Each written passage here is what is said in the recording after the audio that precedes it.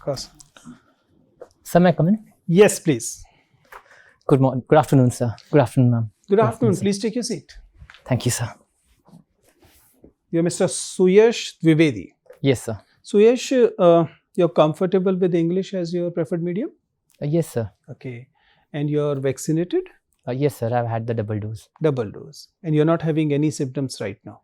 Sir, I'm having a bit of cough, but no other symptoms. Okay. So we'd like to wear the mask, or you would like to remove that? Sir, I'm comfortable both ways, sir. Okay. But I think removing would be better. Okay. Then remove it. Thank you, sir. Thank you, sir. Right. So, SUYASH, tell us something about yourself. Sir, I come from a small district of Barabanki, near Lucknow in Uttar Pradesh. I have done my basic schooling from Barabanki itself, and I have done my graduation in mechanical engineering from Lucknow, from Shri Ram Swarup College of Engineering and Management in 2018. Since then, I have been preparing for civil services and other defense examinations as well. And recently, sir, I have been allocated CISF under the UPSC CAPF examination as an assistant commandant. You have joined as CAPF, this assistant commandant, or not yet? Sir, I'm still waiting for the joining instructions to arrive. Okay, so but you're selected in the CISF as assistant commandant. Yes, the service allocation has happened. Okay, and you have also mentioned that you were selected in CDS as well. Yes, sir. You selected overall, I mean through the SSB and all? Yes, sir, I made it through the SSB, but as far as medical grounds are concerned, I was anemic, so I couldn't clear the appeal medical board, sir. Okay, so will you be able to clear it this time in the CAPF? Yes, sir. I've learned from my mistakes and taken better care of my body since then. So I've cleared the medical examination also. So yes, as far as I can see, it appears quite clearly that you are actually interested in uniformed services, right? You tried with the CDS, you tried with the CAPF. It appears that you are happy about the uniformed services, and that's your area of interest. And civil services, other civil services, for example, the administrative services have a different character. So don't you think you will be better at the CAPF itself rather than becoming an IAS? Sir, Central Armed Police Forces offers its unique opportunity and challenges, which are really attractive. But I find, sir, as a person, I'll be better serving in the Indian administrative services because it offers me dual opportunities of serving the nation with a purpose, and at the same time, it gives me opportunity to build a better human capital and be a better resource for the country. Apart from that, the avenues and the opportunities that civil services offers remain unmatched, sir. The diverse career opportunities and the leadership roles, ranging from the disaster management, election roles, as a developmental commissioner, and maintenance of law and order, are very diverse and provide different set of challenges, sir. Therefore, I aim for civil services. So yes, you were selected into the defense services. You're coming from UP. Tell me, how many cantonments are there in UP? Pardon me, sir. I'm not aware of. What exactly is cantonment? Sir, cantonment board is a type of municipality which is administered by Ministry of Defense. Under it, there is a governing body wherein there is a CEO, and the presiding officer of the cantonment board is the ex officio president. But the idea of having a civic body under the military is an oxymoron. What is the point in an independent democratic country to have a civil administration under Ministry of Defense and under the uniformed officers? Why? Sir, the culture of defense services in India has evolved since the colonial times. It carries its own tinge of various traditions and cultures which are better understood by the defense officers. For example, the cantonment board are known for their hierarchical functions, clean roads and efficient management. So sir, this is a service, this is a badge of honor that all military men and defense personnel carry on their shoulder.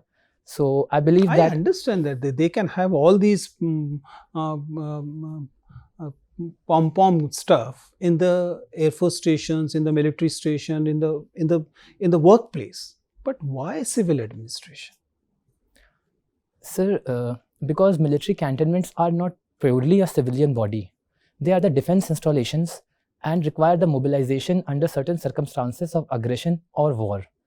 So therefore, sir, I believe that there needs to be certain peculiar customizations in the cantonments. For example, mock drill grounds and forward and backward linkages for the logistics movement. Therefore, they lie in an area of civil administration overlapping with the defense jurisdiction. And perhaps, sir, that is why there is a civil officer under IDES department services, which represents the civilian administration, as well as it takes care of the defense infrastructure as well by providing defense representation in the cantonment board. You were trained as mechanical engineer. Tell me a basic thing. We do have first angle projection, we do have third angle projection. Why not second angle projection and fourth angle projection? You got my question? Yes, sir. Sir, I'm not able to recall. Okay. What is the difference between first angle projection and third angle projection? Sir, I'm not able to recall. Difference between plan and elevation? Sir, pardon me? Plan and elevation. What is the difference? So, a plane and elevation. So, a plane is a region which has plan, P-L-A-N, plan and elevation. Pardon me, sir. I'll have to read on it, sir. You ever have you ever used a mini drafter or not? Yes, sir. During the engineering drawings. Sure. Yes, sir. I have used it. Can I ask a few questions about the drafter or not? Sir, I'll try to answer to my best of capabilities. Tell me, what is the function of drafter? Why do we use it at all? Sir, a drafter provides a purpose wherein various angular dimensions could be drafted. It has a combined set of ruler and protractor in it. So, it is better suited for the engineering drawings as it requires several angles and inclined slopes functioning. So, anyways, thank you, sir. Thank you, sir. So yes, many states in India are maintaining two legislative capitals. Uttarakhand, for example. Are you aware of it? Yes, sir. I've heard about it, sir. So one is Dehradun, which is the second legislative capital of Uttarakhand. Sir, I'm not able to recall, but Maharashtra is also maintaining two legislative capitals. So one is Mumbai, second is? Sir, I'm sorry, sir. Any other state? Sorry, sir. Karnataka is having Bangalore and Belgaum. So you, do you think that India should also have more than one legislative capital? All the activities concentrated in Delhi is making Delhi unlivable now.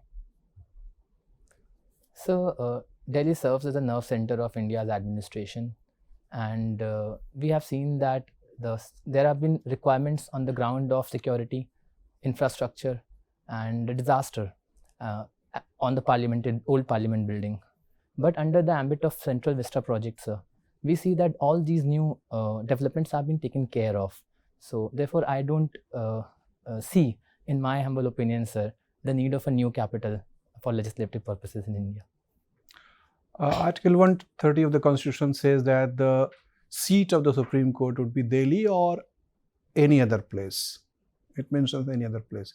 So should we at least move the seat of Supreme Court away from Delhi? Sir, since very installations and premier institutions are located in Delhi, so Supreme Court is better suited in Delhi according to me, because there are certain cases of eminent importance related to the issues of Parliament. Are you a status quoist? You want things to continue and no change? I'd beg to differ from it, sir. But yes, I believe that until and unless there is an imminent requirement, we should rather conserve our resources, because I have grown up in a country, sir, in which resources are very minimal. So we need to be efficient with it. But if we maintain more than two capitals, it will also generate new employment. It will reduce poverty. And new institutions would be built up. Future generations would take advantage of it. Yes, sir, that is correctly pointed out. But sir, it would otherwise have certain physical implications as well. But if we invest this much capital into creating forward and backward linkages in form of growth corridors like highways, new railway tracks, etc., we'd find that employment would again be created. However, it would have a multiplier effect, sir, in pushing the economy further. Okay, how many defense corridor projects have been passed in India? approved? Sir, there is one in UP, and there was one in South. Sir, if I have a vague idea, if the board permits, I may take a guess. Yeah, South is correct, but which state? Sir, can I take a guess, sir? Mm-hmm. Sir, in Maharashtra. No. Sir, Karnataka. Pardon me, sir. Okay. What do you understand by this term NASDAQ? NASDAQ. NAS? DAQ, NASDAQ. Sir, I'm not able to recall. This is the stock exchange in the USA. Many Indian companies are listed there. Thank you, sir. Recently, government has divested some shares of LIC. What % of shares? Sir, I'm not aware. Not looked at it. No, sir. How it can be beneficial for Indian economy? This divestment of shares of LIC?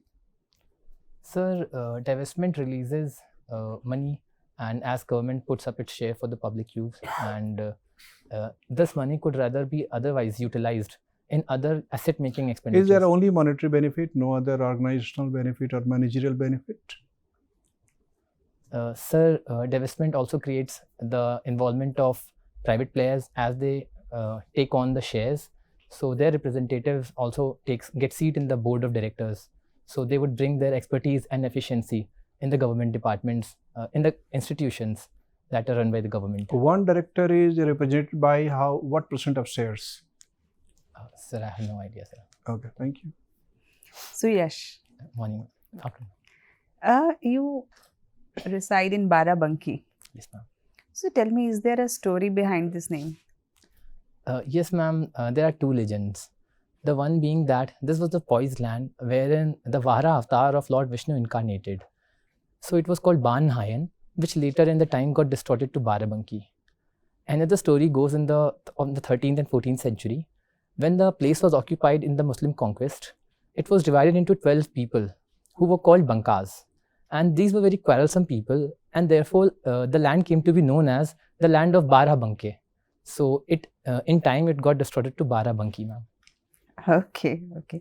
Tell me why Uttar Pradesh has always been a challenge, especially in law and order situation.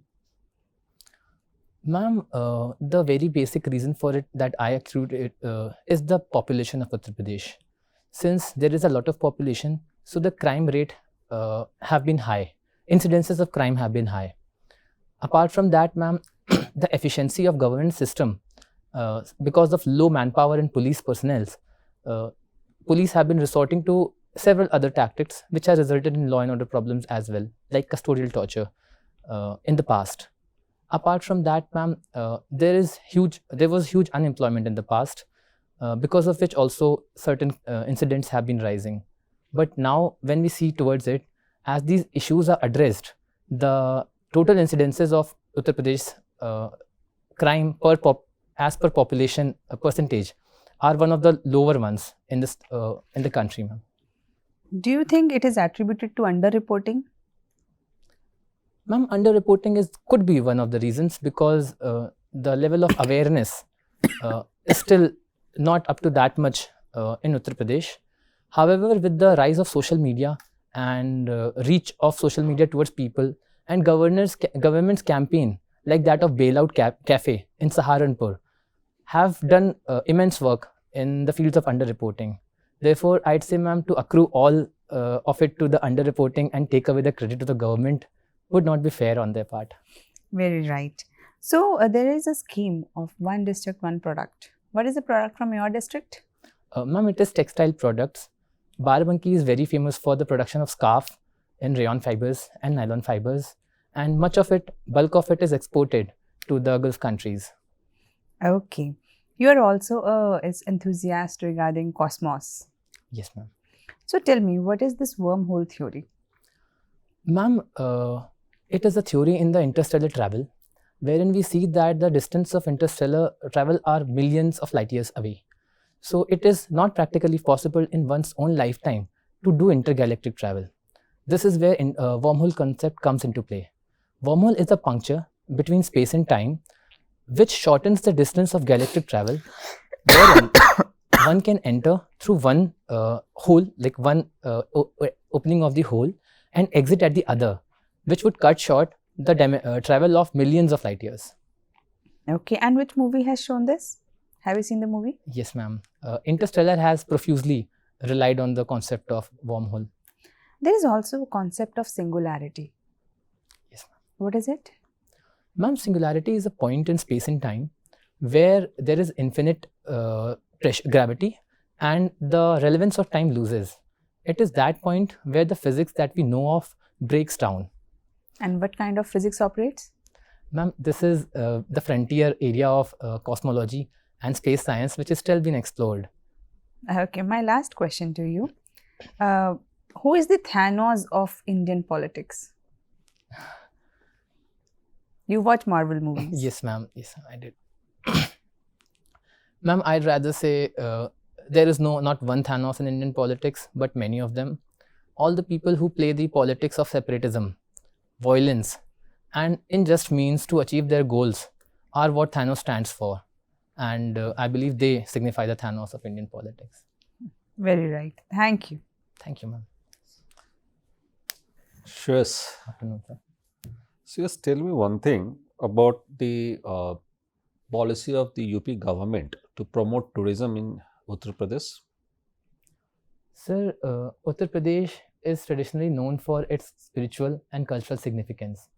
So there are various circuits like Ramayana circuit, spiritual circuit, Buddhist circuit, etc., which are being promoted by Uttar Pradesh government. At the same time, Uttar Pradesh also has some of the great tourist places for ecotourism. So there are a few circuits for ecotourism are also being promoted by Uttar Pradesh government, sir. Very good. And this particular arc that is being drawn from Lucknow to Agra to Varanasi, in what context it is being promoted by the UP government? Sir, These sites? the heritage arc. Yes. Sir, these are the areas of historical importance Right. and cultural significance. Mhm. So they are promoted in this respect of Uttar Pradesh, Ganga Jamuni Tehzeeb Right. and culture of Uttar Pradesh being shown to the people. Very nice. So, do you think that it is the right time to promote more often this so-called Ganga Yamuna Tehzeeb in our country, because it is being seen being undermined in various respects? How do you see this particular aspect? So there are cases that are reported for communal tensions. Yeah. However, I feel, sir, in my personal opinion, that these are fringe elements of the society. Mhm. The largest section still believes in the Ganga Jamuni Tehzeeb and the brotherhood and the diversity of India. Right. Personally, sir, I have witnessed certain examples. From the district where I come from, Deva Sharif Mazar is one of the mazars where Holi is played. Yes. So it is the epitome of Muslim brotherhood. In these times of communal tension, sir, we should rather be more focused on optimistic ideas and examples like that instead of popularizing the extremist opinions. Because I believe, sir, these ideas, when they come more forward, they have a greater impact on the society. Very nice. Very nice. Have you heard about the famous Char Dham project of the government of India? Yes, sir. What are the concerns on this Char Dham project? So the Char Dham project demands increasing the road width from 4.5 meter to 9 meter of Uttarakhand's 4 dhams. Yeah. The major concerns are the environmental concerns, Okay. deforestation. Mhm. At the same time, sir, these slopes of the Himalayas are very sensitive, ecological fragile zones. Right. And we have seen in the recent disasters of Chamoli and Pauri Garhwal, etc., where disturbance to these fragile zones So, what have was had the concern shown by the defense ministry regarding this Char Dham project? Sir, for Defense Ministry, it is a very strategic project. Mhm. As we see, China has been creating standoffs on all the fronts of India. Earlier, it was Doklam. Now we see it in the eastern Ladakh around Galwan and Gogra Post region. However, the Uttarakhand region remains silent and calm. But we cannot take it lightly. Therefore, Defense Ministry has been pushing forward to increase the mobility, logistic transportation and movement of heavy artilleries and machines towards the frontier regions, Right. which can only be done if the roads are widened, sir. Okay. My last question to you is this: see, why, despite the economic lockdown during the COVID period, the climate or the temperature outside has been increasing tremendously last, in fact, a few months, in fact? Sir, the climate works in form of inertial motion.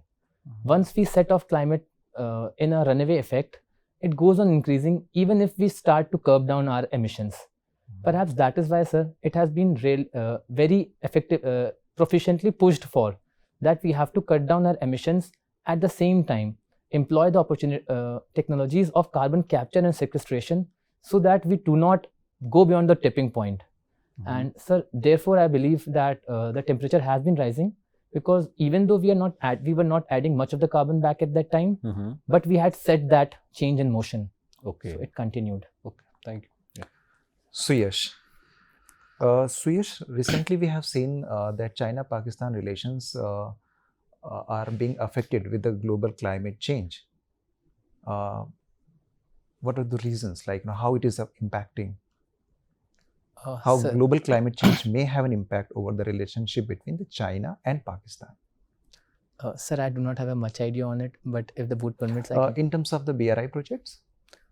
Sir, BRI project, a part of BRI CPEC project is what was initially, what is situated in Pakistan.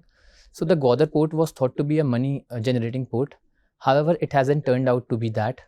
At the same time, various militants of Balochistan Region Liberation Army have been targeting the Chinese residents, their engineers around this CPEC corridor. So this has also created a hinge of uncertainty. All right, Suyash, tell me about very recently Finland has expressed its willingness to join NATO. At the same time, Sweden also. The kind of the trend which we are witnessing, these countries are joining the NATO, the kind of the word order in which we may enter, what it could have been. Sir, NATO dominated? Pardon me, sir. Yes, sir. Sir, from my opinion of geopolitics, I see that we are again entering the realm of divided nations as we were during the Cold War. As we see that China and Russia have signed have had the relationship wherein China said that there are no barriers. At the same time, we see NATO has realigned itself with its allies. So the bipolarity of world is re-emerging, whereas in which India has been pushing for a multipolar and more equitable world. Why Turkey is opposing, the Sweden's entry into the NATO? Sir, Not an issue. Prime Minister has called for the reforms in WHO, World Health Organization. On what basis? Sir, there were certain lacunae on WHO's performance when we compare the COVID pandemic, when we relate to the COVID pandemic. First of all, it was late in raising its voice against the pandemic and declaring the COVID-19 as a pandemic situation because of the several influences it has from the large money providers. Do you think this call has came in the light of the WHO has raised the concern about the the quantum of the deaths which had taken place in India? So the exaggerations of those numbers of the deaths were much ahead as the government of India has projected. Do you think? Yes, sir. Because it is almost 10 times than that of what India's government 4.8 lakh of deaths were reported. Sir, it could be due to the error of methodologies employed by the WHO. At the same time, we have seen that the CRS report, that is the Central Registration System, and SRS report are yet to reveal the total number of deaths that may have taken place. And then something could be said with more certainty, sir. Do we have a mechanism of reporting and registering the deaths in India at district level or state level or central level? Sir, the central registration system is a system of registering deaths, sir. Deaths and births both. All right. Recently, MHA has constituted a task force related with the suicide cases within the paramilitary forces and the fracticides. Are you aware of them? The report of this task force? Sir, I'm aware of the cases, but not the report, sir. All right. Sir. Okay, Suyash. Suyash, you are coming from Uttar Pradesh, and Uttar Pradesh is known for the huge casteism in the society. What is casteism according to you, and do you believe that casteism is criminal activity? Sir, Sir, casteism from my point of view is discriminating on a person depending upon the so family he comes from, his ancestry, etc. But I believe that casteism, if it is practiced innocently and unknowingly, is not criminal because it has evolved into the culture of India. However, so there are certain danger lines, there are certain red lines which must be very much respected. For example, the SC/ST Act, it penalizes the casteist remark, and we must be very careful of it because it has an history of oppression. So, sir, wherever But sentiment, what purpose the castes, if you talk about, say, present times? I mean, there may be some historical reasons, there may be some cultural reason in the past, but do we still have any utility of this practice? sir, effectively there is no utility of caste system now, because I see that caste system is now replaced by the economic class system. The people are now divided into different classes and are treated as per their class system. However, caste system still persists, sir, because there is certain sense of belongingness, pride, antiquity, and a sense of being originating from something that binds people together. And perhaps on the sentimental level, sir, that is what keeps the caste system alive. Okay, before we let you go, I mean, there's a very important badminton match going on these days, an important tournament for India. Can you tell me what is it about? I'm talking about Thomas Cup. Sorry, sir, I haven't read. You know what Thomas Cup is? No, sir. No problem. Fine, Suyash, nice talking to you. Your interview is over, you can go. Thank you, sir. Thank you, ma'am. Thank you, sir. Suyash, you're appearing for the civil services interview for the first time? No, sir, it's my second interview. Second interview. What was your score last time? Sir, I scored 184. 184. Yes, sir. Still couldn't make it to the last list? Sir, I missed by 4 marks, sir. 4 marks. And how is your mains this time? Sir, I think it is better than the last time, although there is optional paper 1, where I feel I could have done better, sir. Okay. Right. See, Suyash, you have already faced the music. You already know what is expected of you. And hatalo, mask hatalo, if you're comfortable. What I'm saying is that since you already know what is expected of you, and that's why you're doing most things right. I mean, I actually do not have a long list of suggestions for you. Your interview is in another 4 days' time. And overall, going by the checklist thing, you are doing everything right. You have worked on your DAF in general, your preparation about your home state, about the basic parameters, as we say, economy, polity, IR. Generally, your preparation is good. Communication wise also, you carry yourself well, your sitting posture is good, your voice level is good, hand movement is restricted, eye contact is also good, flow is also there. So I don't have many suggestions as far as the communication aspect is concerned. And there aren't much suggestion even on the content front in terms of that what you should be preparing. We indicated a few things. You'll definitely be looking after it. My suggestion only will be that since you have already got this 184, you understand that beyond a point, it is the originality that will matter. Since the checklist thing you're already doing good. I'm not saying that undo the things you're doing. You're doing all these things right, but try and bring in that extra proactive thing wherever it is possible. Wherever you get the opportunities to impress, try and do that. That is the only suggestion I have, because otherwise in general you're doing things right. When we deviate from DAF, then I see elements of uneasiness that's going on, right? Whether we are discussing your background subjects like mechanical engineering, or in the last I was discussing about this ongoing Thomas Cup and all. These are the only few areas where it appears that, okay, that gives a kind of impression, okay, he's a candidate who has worked hard on the DAF thing. But overall, whether the person is being aware or not is something that this time in the interview, a lot of questions are being asked which are not from DAF. Yes, sir. And that's the transcript suggesting. Yes. My advice will be that be ready for that part also.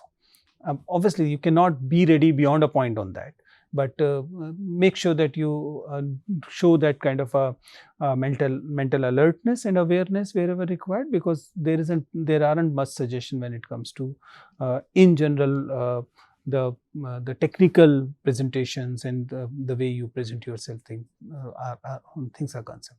So overall, in nutshell, you're doing already very good. Just keep doing it and bring that extra, as we call, X factor. Right? So I try my best, sir. All the best. Thank you, sir. Thank you, all the board members.